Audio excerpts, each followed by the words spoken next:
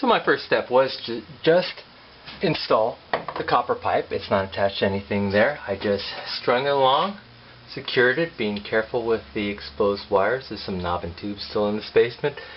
And just strung it, secured it, and brought it up to the refrigerator. And here's the remaining of the copper tubing coming out of the hole. And I've just left, I have 20 feet of copper tubing. I just used the entire thing. I'm not going to splice it or cut it in any way. I'm just going to leave this. When this is attached to the refrigerator, this excess will allow me to pull in and out the refrigerator without having to detach anything. So it'll make my life easier keeping this coiled back here as extra. So I have the end of the tubing here. It has a little plastic protecting cap up on top, so I slip that out. It's a little bit rough at the end, so I'm just going to take a little file. There's other types of tools you can use to do this, but a file works fine. Kind of smooth it off.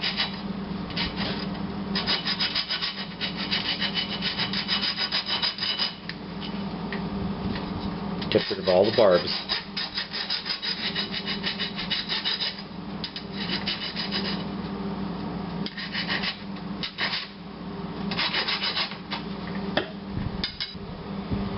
And this is the compression fitting. It basically has a sleeve inside, which I could pop out, but I won't do that here, and a nut. And basically you just slip over the sleeve over the end of the tubing, and then kind of adjust it so it's just below the sleeve. And this, when it's tightened onto the male thread, it will actually clamp the sleeve over the tubing and make a good seal. So we'll go ahead and do that.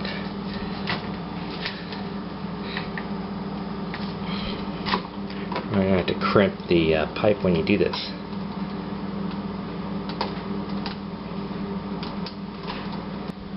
Actually, I grabbed two of them. Trying to get this nice and tight.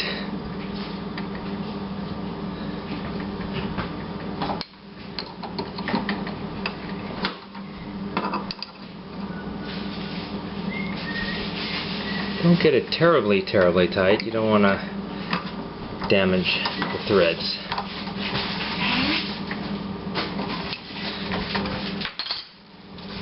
And that should do the trick. So you might have asked why I didn't initially connect the tubing to the pipe.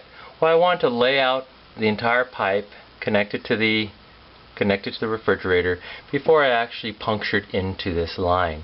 That way I wouldn't have to turn off the water as long. So I figured I'd do this part last, so I'd just turn off the water quickly, turn back on, so there's the least interruption to the water.